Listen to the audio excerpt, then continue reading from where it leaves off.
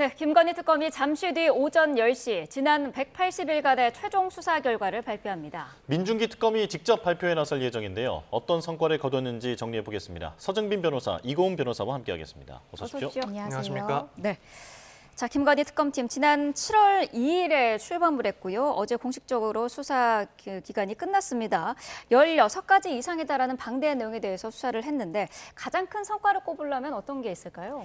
가장 큰 성과라 한다면 이 전직 연부인을 공개 소환했고요. 뿐만 아니라 구속했다라는 성과를 들여다볼 수 있을 것 같습니다. 실제로 이 특검팀에서 김건희 씨를 소환했던 날짜가 8월 6일이었는데요. 소환 바로 다음 날인 8월 7일 전격적으로 구속영장을 청구했습니다.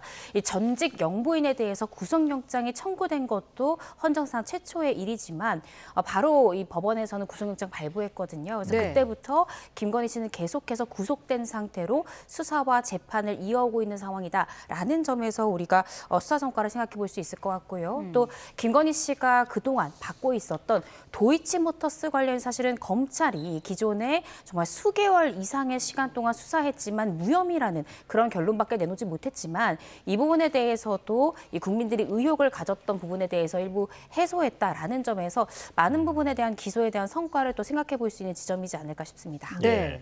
지난 8월 김건희 씨가 처음 소환됐을 때 아주 화제가 됐던 발언이 하나 있었는데 아무것도 아닌 사람이 심려를 끼쳐 죄송하다 이렇게 얘기를 했잖아요.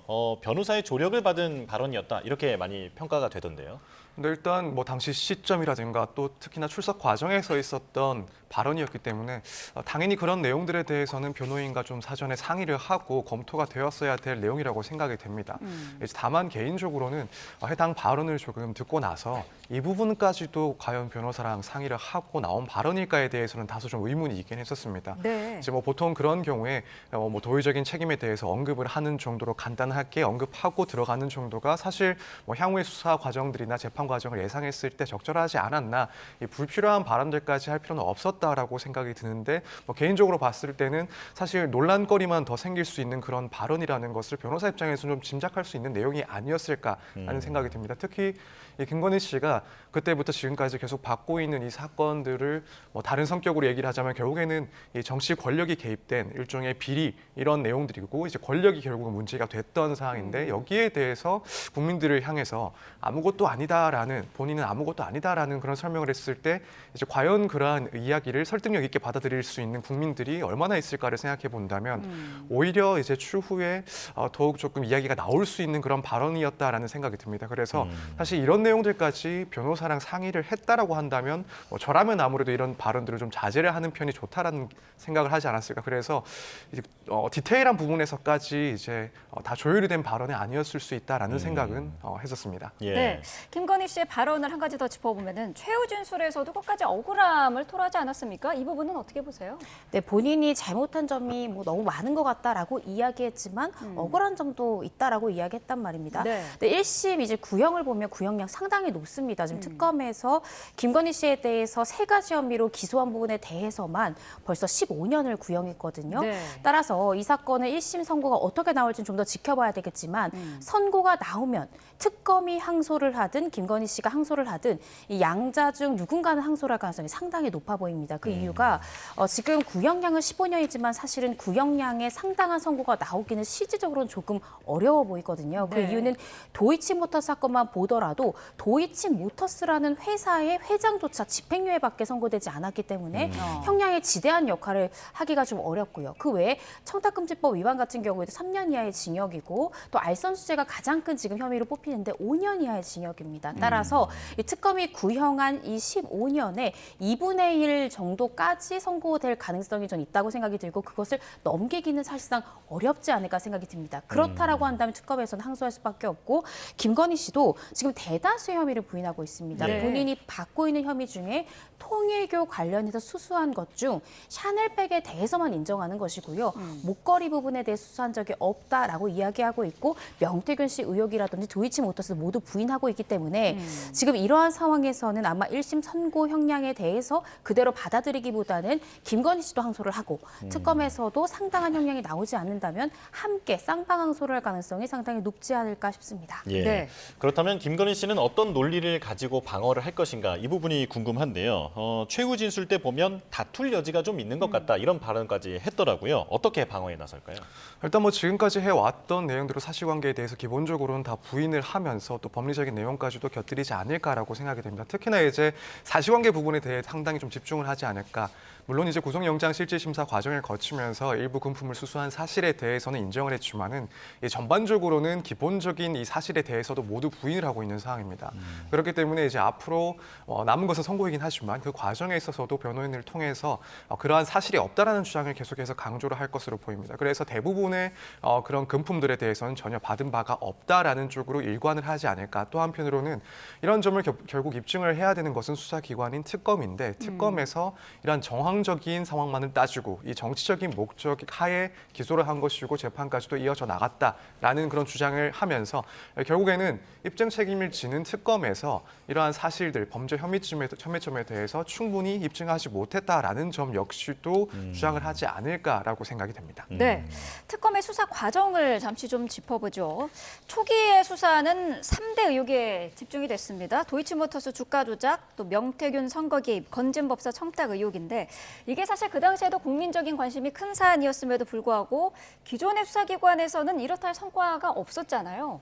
네, 맞습니다. 그럼에도 불구하고 특검에서 빠르게 수사했죠. 그리고 이 세 가지 혐의를 기반으로 해서 혐의 소명을 넘어서서 구속의 필요성까지 입증하는 데 성공을 했고 네. 구속영장 발부라는 이 성과를 빠르게 이끌어냈습니다. 이 점에서 괄목할 만한 성과다라고 생각이 듭니다. 문제는 그 이후에 있었던 이 김건희 특검팀의 2라운드 수사부터 조금은 미진한 점도 발견이 된다라는 생각이 드는데요. 네. 예를 들어 삼부토건에 대한 주가 조작 사건에 대해서 그 관련된 주범에 대해서는 구속 기소 등의 성과를 이뤄냈지만 사실은 삼부토건의 주가 조작을 수사할 수 있었던 이유가 김건희 씨와 관련된 사건이기 때문에 인지해 수사할 수 있다라는 규정에 기반을 해서 수사를 시작했는데 결국 마지막에는 김건희 씨가 연관이 됐다라는 점을 밝히지 못해서 기소하지 못했다라는 점에서 조금 한계점이 있지 않았나라는 생각이 들고요. 그 외에 좀 눈에 띄는 성과라고 하면 이 매간매직 의혹에 대해서 상당 부분 밝혀냈다라는 것도 한 가지의 수사 성과로 뽑을 수 있을 것 같습니다. 네. 실제로 지난 28일에 전격적으로 이 매간매직 의혹과 관련한 이 5가지 의혹에 대해서 김건희 씨에 대해서 알선수재 등의 혐의로 현재 기소를 한 상황인데요. 뭐 서희건설 이봉관 회장에게 이 다수의 금품을 받았다든지 이 로봇계 사업가 서성빈 씨로부터 어떠한 이 유명한 이 시계를 받았다라든지 이러한 각종 의혹들에 대해서 결국 매간매직 의혹의 상당수를 밝혔다라는 생각이 들고 그 성과로 인해서 공여자들 또한 이 청탁금지법 위반으로 기소하는 한편 김건희 씨에 대해서도 알선수재 혐의로 일괄 기소를 하면서 이 매간매직 의혹만큼은 상당 부분 규명을 했다라고 평가해 볼 수 있을 것 같습니다.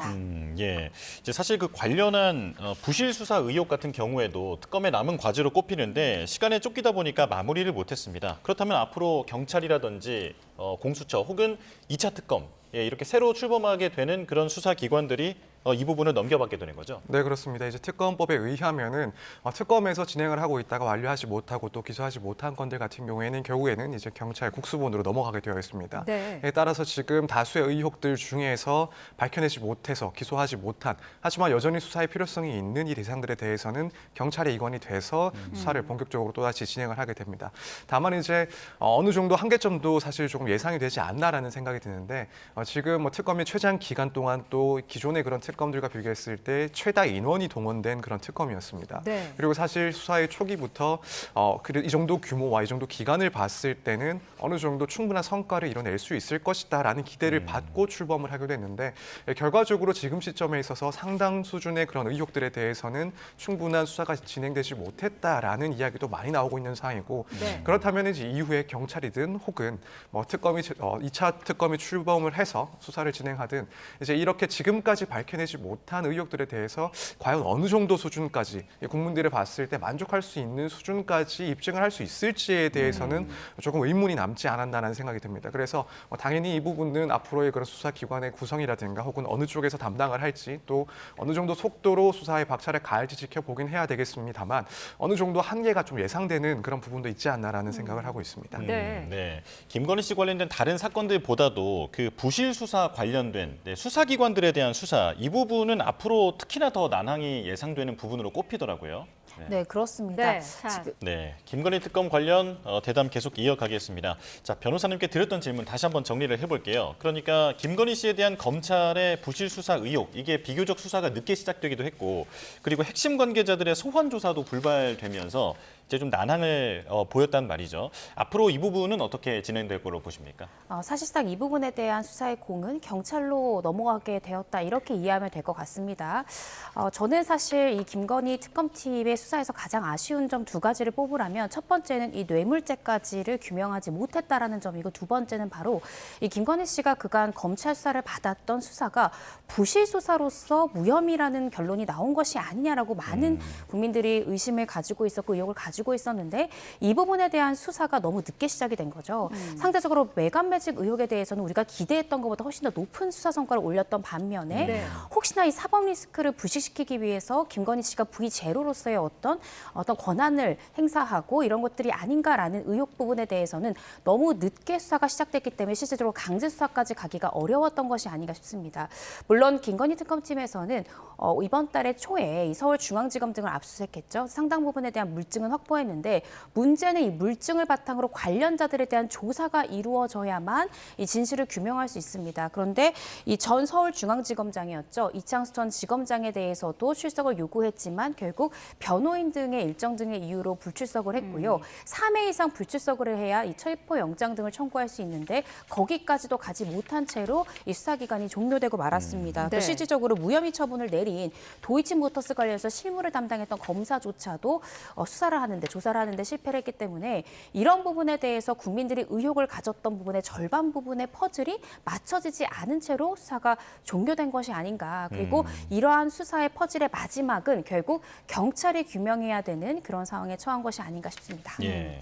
김건희 씨가 공무원 신분이 아니고 일반인인데 일반인에게 뇌물죄를 적용하기 위해서는 어떻습니까? 공무원과의 공범 관계라는 게 필요한 건가요? 네, 그렇습니다. 일단 형법상 뇌물죄 같은 경우에는 공무원이 그 대상으로 포함되어 있는 것이고 대통령 배우자 같은 경우에는 당연히 공무원에 해당하지 않기 때문에 이 뇌물죄로 구성을 하기 위해서는 적어도 이제 윤석열 전 대통령과의 그런 공보 관계가 인정이 돼야 됩니다. 근데 이제 그런 부분까지 다 입증을 하기에는 특검에서는 이제 결국 수사가 조금 어렵지 않았나는 생각이 듭니다. 또 이 공무원의 이제 공범으로서 구성을 하고 또 한편으로는 거기에 대한 그 청탁의 대가까지도 입증을 해야 되는데 결국에는 뭐 윤석열 전 대통령을 포함한 모든 당사자들이 이런 내용들에 대해서 부인을 하고 있는 상황이다 보니까 아무래도 이제 특검 입장에서는 그런 부분들의 조사가 상당히 좀 어려움이 분명히 있었다라고 보입니다. 사실 앞서 이제 이 변호사님께서 말씀을 하신 것처럼 이 부분이 중요한 것이 결국에는 그러니까 공무원의 공범으로 구성을 하고 법률 규정을 적용할 때 뭐 뇌물죄로 포함되는 그 가액 자체가 3천만 원 이상이 되면은 징역 5년 이상의 형에 처하게 되어 있고 이제 5천만 원 이상이면 7년. 그리고 1억이 넘어가면은 10년 이상의 유징역에 처하도록 규정이 되어 있습니다. 반면에 지금 특가법상 이 알선수재 같은 경우에는 5년 이하의 법정형을 규정을 하고 있기 때문에 이 법정형에 있어서 상당히 큰 차이가 발생을 할 수밖에 없습니다. 그렇기 때문에 뭐 김건희 씨에 대한 그런 의혹에 대해서 보다 수사가 면밀하게 진행이 되었다라고 한다면 법정형이 기하급수적으로 또 늘어날 수도 있는 그런 의혹이었고 이 부분에 대해서 결국 뇌물죄로 구성을 하지 못했다라는 점은 보기에 따라서는 이번 특검의 좀 한계가 아니었을까 이렇게 생각이 됩니다. 네, 특검팀이 김건희 씨를 재판에 넘기면서 이 알선 수재 혐의를 취득한 범죄 수익에 대해서는 철저히 몰수하고 추징할 예정이다라고도 언급을 했었는데 오늘 이 브리핑에서 이 알선 수재 혐의의 적용 그 법리적인 의미라든지 아니면은 이 환수 방침에 대해서 좀 얘기가 나오지 않을까요? 네, 그럴 것 같습니다. 또 기소 전 추진 보전 명령이라는 것이 있거든요. 그것이 뭐냐면 사인 간에 이제 민사 재판을 할 때 내 상대방이 소송을 건 상대방이 재산을 마음대로 은닉하거나 처분해버릴까 미리 가압류를 거는 것과 동일한 논리로 국가에서도 추징할 것이 명백한 사건에 대해서 그 사람 명의로 된 이 부동산 등을 미리 파악을 해서 우리가 예상되는 추진 액수만큼을 추진 보전 명령이라는 걸 받을 수 있습니다. 그래서 이런 조치들을 취했는지 앞으로 실질적인 추진 절차를 어떻게 해 나갈 것인지에 대해서도 아마 구체적으로 특검팀에서는 밝힐 것이라고 생각이 듭니다. 그런데 한 가지 뇌물 혐의 관련해서 우려되는 점은 실질적으로 특검에서는 특검에서는 우리가 수사기관이라는 좀 압박 때문에 지금 윤석열 전 대통령과의 공범 관계를 규명하기가 아직 부족해서 뇌물죄로까지는 못 갔다. 이 부분은 경찰청에 우리가 이첩을 해서 수사를 이어가겠다라고 하지만 네. 실질적으로 이것이 어떤 수사 성과를 경찰에서 내기는 어렵지 않을까 싶습니다. 그 이유가 기소가 된 후에는 강제 수사가 제한이 되고요. 이 말인즉슨 김건희 씨에 대해서 지금 같은 사실관계, 그러니까 매간매직 의혹에 대해서 이러한 금품이 넘어갔고 실제적으로 이 사람들이 어떤 이 청탁이 실제적으로 실현된 부분들에 지금 윤석열 전 대통령이 함께 있었던 것이 아니냐. 왜냐하면 대통령이 임명하지 않고서는 임명 절차가 이행되지 않는 것이거든요. 네. 그러면 현재 김건희 씨가 받고 있는 이 기소된 범죄 사실과 지금 경찰에서 규명할 예정인 이 지금 뇌물죄 혐의가 동일한 사실관계입니다. 동일한 사실관계에 대해서 재판에 넘겨진 당사자를 불러다가 강제 수사를 할 경우에는 그로 인해서 취득한 증거가 위법실 증거라 해서 증거능력이 잃게 될 수 있거든요. 그래서 지금 특검에서는 우리가 수사하지 못했던 부분에 대해서 뇌물죄로 확대 수사는 경찰이 할 수 있다라는 입장이지만 네. 법리적으로 엄격히 보면 기소 후에 강제 수사라고 이 김건희 씨라든지 윤석열 전 대통령이 주장을 해서 위수증 주장을 충분히 할 수 있습니다. 특히 지금 윤석열 전 대통령 경우에는 26년간 검사 생활을 한 형사소송법에 있어서의 베테랑 검사 출신이기 때문에 사실상 이 증거관계를 면밀히 뚫고 갈 수 있거든요. 그래서 실질적으로 경찰이 수사는 하겠지만 강제 수사를 못할 가능성이 있고 또 윤석열 전 대통령에 대해서 강제 수사를 한다 하더라도 이것이 모두 연관된 사실로서 김건희 씨의 이 뇌물죄 부분에 있어서도 중요 증거로 제출될 것이기 때문에 실질적으로 뇌물죄를 과연 이 경찰이 기소 의견으로 송치까지 가능할 것인가, 그리고 송치해서 기소를 하더라도 뇌물죄로 그럼 김건희 씨 죄명에 대해서 우율 변경을 해야 되는데 사실상 이중 기소라는 또 문제가 발생할 수도 있기 때문에 이것이 공소장 변경의 대상이 될 수 있는가 등등의 법적인 쟁점이 많이 남습니다. 따라 사실은 가장 정답은 특검에서 뇌물죄를 규명해서 특검에서 기소를 했었던 것이 가장 정답인데 이 정답을 채우지 못한 채로 공을 경찰로 넘김으로써 이후에 이 수사가 이어진다 하더라도 계속해서 위법실 증거라든지 공범관계 규명의 부족 등의 문제가 발생할 수 있다는 점에서 향후의 경찰 수사 과정을 좀 면밀히 들여다봐야 되는 것이 아닌가 싶습니다. 예, 그렇다면 이어서 질문을 드리면 기소가 이미 이루어진 상황에서 이제 특검은 공소 유지에 나서게 되는 것 아닙니까? 이런 상황에서 경찰이라든지 다른 수사기관이 새로운 증거를 찾아냈다. 이렇게 되면 그것을 활용할 수는 없는 겁니까? 사실 기소 후에 강제 수사로 얻어진 증거를 제출하는 것은 위법실 증거에 문제가 될 수 있지만 만약에 경찰에서 다른 사건, 그러니까 김건희 씨와 관련한 다른 사건을 수사하다가 발견한 증거인데 지금 김건희 씨가 기소된 사건에 있어서의 중요 증거다 생각이 들면 이 부분에 대해서 특검으로 송치를 하고 이제 추가 증거로서 제출할 수 있는 가능성이 있습니다. 그렇지만 김건희 씨에 대해서는 이미 3가지 혐의에 대해서는 구형까지 나온 상황이기 때문에 어떤 추가 증거가 제출되기는 어려울 것 같고요. 또 이번에 새로 기소된 얄선수재 혐의 관련해서는 관련성은 조금 있지만 지금 중요한 것은 이 뇌물죄로의 지금 기소를 할 것인가 이 부분이기 때문에 이 부분 관련해서는 강제 수사로 취득했던 증거인가 아니면 이미 제출 방식으로 이 제출된 증거인가에 따라서 추가 증거로 제출됐을 때의 증거 능력의 인정 여부가 좀 갈릴 것 같습니다. 네. 네.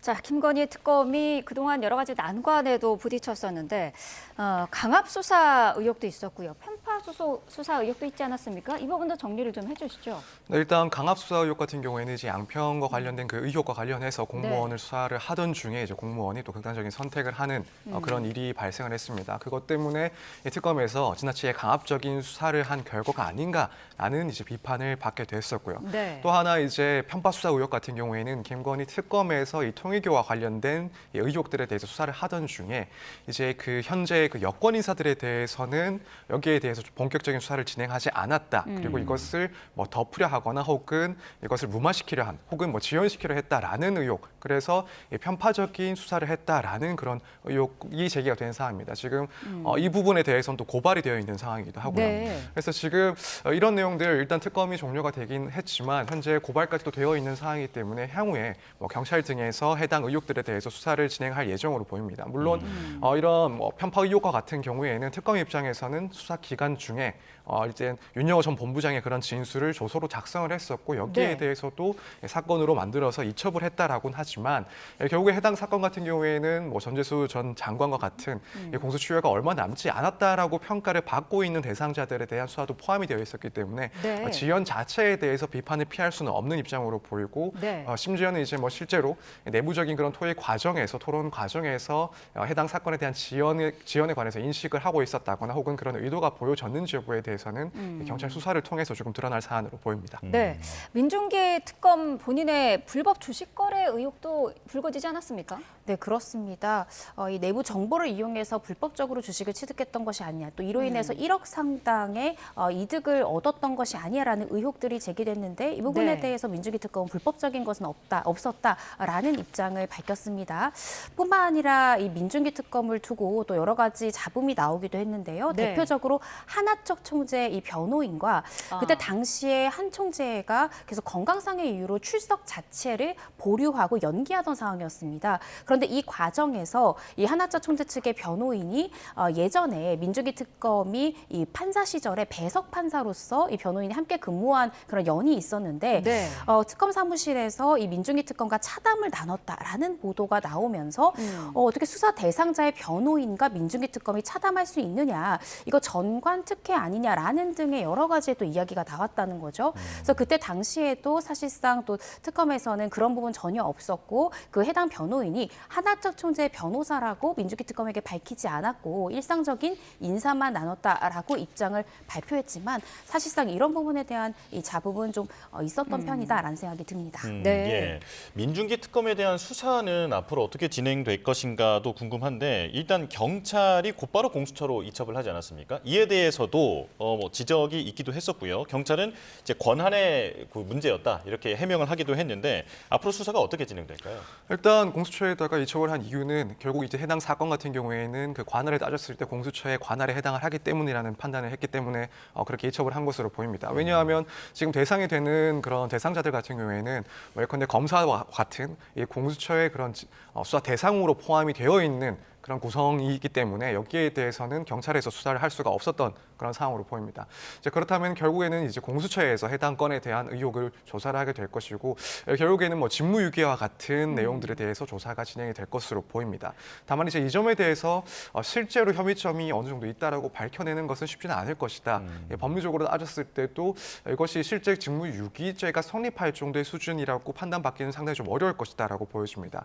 애초에 직무유기라는 것 자체가 판단하기가 조금 어려운 영역에 있는 것이고 네. 특히 이제 수사기관의 경우에는 수사의 대상 그리고 수사의 시점이라든가 혹은 수사의 구체적인 진행 방법에 대해서 어느 정도 재량권이 부여가 되어 있는 것이 사실입니다. 그렇기 때문에 해당 건에 대해서 뭐 실제로 내부적으로 묵살을 할 것이다 혹은 고의적으로 지연을 하겠다라는 구체적인 정황들이 보여지지 않는 이상 어디까지나 수사의 그런 재량 영역에 포함된다라는 판단을 받을 가능성이 높습니다. 그런 상황이기 때문에 사실 공수처의 수사를 한다 하더라도 이 부분이 실제로 이제 책임자들에 대한 그런 형사 책임을 묻기에는 상당히 좀 어려운 사안이 아닐까 개인적으로 생각을 하고 있습니다. 네. 자, 수사기관이 이렇게 종료가 된 그런 상황인데 특검에 그동안 파견됐던 검사들은 그러면은 어떻게 되는 건가요? 바로 원래 있던 자리로 돌아가나요? 네, 그렇습니다. 공소 유지를 담당하는 검사들 제외하고는 모두 다시 수사선상으로 돌아가고 일반 국민들의 민생 사건을 돌보기 위해서 원청으로 복귀한다라고 생각하시면 될 것 같습니다. 네. 일부 특검보 같은 경우에는 공소 유지까지 우리가 계속해서 이어나가겠다라는 입장인데요. 공소 유지 상당히 중요할 것 같습니다. 실제 민중기 특검이 구속영장을 청구했던 인물들 중에 또 상당수가 영장이 기각되기도 했는데요. 기각된 인원들에 대해서 불구속 상태에서 기소하기도 했습니다. 그 말인즉슨 1심 재판 단계에서 혐의 소명을 두고 이 피고인 측과 특검 측이 치열하게 법리 공방을 이루어낼 그런 가능성이 높다라고 보여지는데요. 따라서 단순히 기소하는 것에 그치는 것이 아니라 공소유지를 통해서 실질적으로 유죄를 이끌어내는 모습을 보여주는 것이 중요하고 또 지금 26일에 전격적으로 기소했던 이 알선수재 혐의 그리고 공여자들에 대한 이 청탁금지법 위반 이 사건도 민중기 특검이 냈던 이 매간 매직 의혹에 있어서 상당 부분 성과이기 때문에 단순한 성과에서 그치는 것이 아니라 또 형량을 어디까지 이끌어낼지도 굉장히 중요한 부분으로서 이 공소 유지를 또 우리가 계속해서 지켜봐야 되는 쟁점이지 않을까 싶습니다. 네. 예. 자, 양평 고속도로 종점 변경 사안 이것도 수사 초기에는 상당히 부각이 됐던 사건인데 시간이 갈수록 뉴스에서는 잘 보이지 않더라고요. 수사가 어떻게 되고 있던 겁니까? 네, 이 부분 관련해서는 1호 대상 수사다라고 이야기했고 수사 초반에는 또 언론의 주목도 많이 받았습니다. 실질적으로 수사 성과를 좀 살펴보자면 이 양평고속도로 종점 변경 의혹과 관련해서 이 국토부 석인관 등 7명에 대해서 무더기 기소하긴 했습니다. 그런데 수사 과정이 조금 매끄럽지 못했습니다. 이 수사의 대상이었던 피의자였죠. 양평군의 공무원이 수사를 받다가 스스로 목숨을 끊는 사건이 발생됐고 실질적으로 생전에 작성했다라고 추정이 되는 자필 메모에는 특검이 강압 수사를 했고 특정 진술을 유도했다라는 취지의 메모까지 밝혀지면서 언론에서도 무리한 이러한 강압 수사가 아니야라는 비판이 제기가 됐고요. 또 양평고속도로 관련해서 수사가 시작됐던 것은 사실상 이 김건희 씨의 일가가 관여가 되어서 이 종점이 변경된 것이 아니냐, 이로 인해 사적 이익을 취득했던 것이 아니냐가 수사의 가장 출발점이었는데 지금 관련된 이 국토부 서기관 등 공무원만 결국 기소가 됐던 것이고 김건희 씨 일가와의 연관성을 밝히기는 상당 부분 어려운 점이 있었던 것 같습니다. 그 과정에서 수사의 대상도 또 여러 가지 사건 사고들이 있었기 때문에 더 이상 수사가 진척되지 못한 것이 아닌가라는 생각을 해봅니다. 네. 말씀하신 그 양평 고속도로 개발 특혜 의혹을 비롯해서 남은 수사들이 있는데 이거는 어쨌든 일단은 경찰의 몫으로 넘어가게 됐고요. 만약에 2차 종합특검이 성사가 되면 2차 종합특검으로 또 바로 또 넘어가게 되는 건가요? 네, 일단 그 대상을 어떻게 삼는지에 따라서 결정이 되긴 할 텐데 아무래도 이제 김건희 특검 같은 경우에 완료하지 못한 이 의혹들에 대해서는 대부분 2차 특검이 시작될 경우에는 그 내용들이 다 넘어가서 수사가 진행이 되지 않을까라는 생각이 듭니다. 네. 그래서 지금 말씀을 하신 뭐 양평 고속도로 특혜 의혹과 같은 사건이라든가 혹은 뭐 삼부토건 주가 조작 의혹과 같은 사건, 그밖에 뭐 도이치모터스 같은 경우에는 뭐 김건희 씨가 이제 기소가 되긴 했습니다만 한편으로는 이제 검찰에 이제 당시 뭐 봐주기 수사가 있었던 건 아닌가, 혹은 뭐 직무유기가 있었던 상황이 아닌가, 뭐 외부적인 그런 개입이 있었던 것은 아닌가, 이런 의혹들에 대해서는 사실 뭐 제대로 된 그런 수사가 이루어졌다라고 보기에는 상당히 힘든 상황이기 때문에 이런 주요 의혹들에 대해서는 결국에는 뭐 특검이 2차로 출발할 경우에는 이 부분 모두 포함을 해서 다시 한번 수사를 개시하지 않을까 이렇게 예상을 해볼 수 있을 것 같습니다. 예. 네.